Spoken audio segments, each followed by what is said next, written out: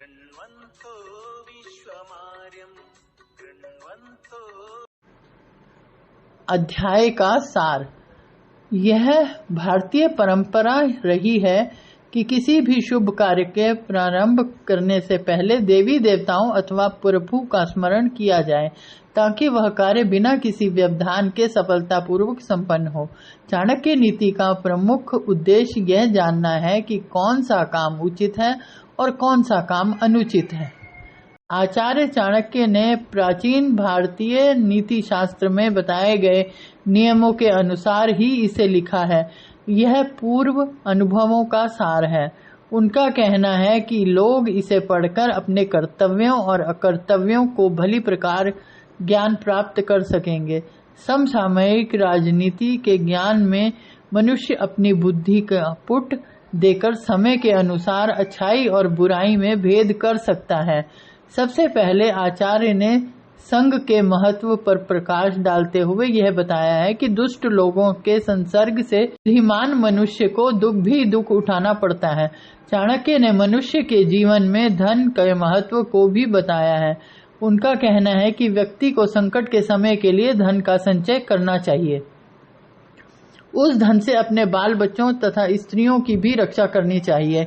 इसके साथ ही उनका यह भी कहना है कि व्यक्ति को अपनी रक्षा सर्वोपरि करनी चाहिए। जिन लोगों के पास धन है वे किसी भी आपत्ति का सामना धन के द्वारा कर सकते हैं, परंतु यह बात भी भली प्रकार समझ लेनी चाहिए कि लक्ष्मी चंचल है। वह तभी तक टिक कर रहती है जब तक उसका सदुपयोग किया जाता है। दुरुपयोग आरंभ करते ही लक्ष्मी चलती बनती है। चाणक्य कहते हैं कि व्यक्ति को उसी स्थान पर रहना चाहिए जहां उसका सम्मान हो, जहां पर उसके भाई बंधु हो, आजीविका के साधन हो। इसी संबंध में वह आगे कहते हैं कि जहां धनवान, वेद शास्त्रों को जानने वाले विद्वान ब्राह्मण, राजा अथवा शासन व्यवस्था, नदी और वैद्य आदि न हो, वहां भी नहीं रहना चाहिए। नौकरों की कार्यकुशलता का पता तभी चलता है जब उन्हें कोई कार्य करने के लिए दिया जाता है। अपने संबंधियों और मित्रों की परीक्षा उस समय होती है जब स्वयं पर कोई आपत्ति आती है। गृहस्थ का सबसे बड़ा सहारा उसकी स्त्री होती है, परंतु स्त्री की वास्तविकता भी उस समय समझ में आती है जब व्यक्ति पूरी तरह धनहीन हो जाता है। मनुष्य को चाहिए कि वह अधिक लालच में ना पड़े। उसे वही कार्य करना चाहिए जिसके संबंध में उसे पूरा ज्ञान हो। जिस कार्य के संबंध में उसके ज्ञान ना हो उसे करने से हानि हो सकती है। जिस कार्य का अनुभव ना हो उससे संबंधित निर्णय लेना कठिन होता है। निर्णय यदि ले लिया जाए तो संशय की स्थिति मन को डगमगाती रहती है। ऐसा निर्णय कभी सही नहीं होता। संशय आत्मा विनिश्यति। मन यदि संशय में हो तो वह रास्ते से भटकता ही नहीं, गहरे और अंधेरे गड्ढे में फेंकता है।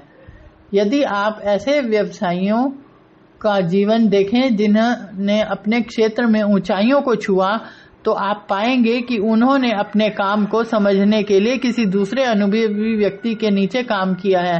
किताबी और व्यवहारिक जानकारी में जमीन आसमान का अंतर होता है। विवाह के संदर्भ में चाणक्य ने कुल के भेदभाव की बात नहीं मानी है।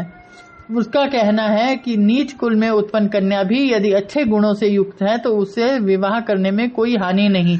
जिन पर विश्वास नहीं करना चाहिए उनके बारे में आचार्य का कथन है कि सिंह और बाघ आदि तेज पंजों वाले जानवरों से दूर रहना चाहिए।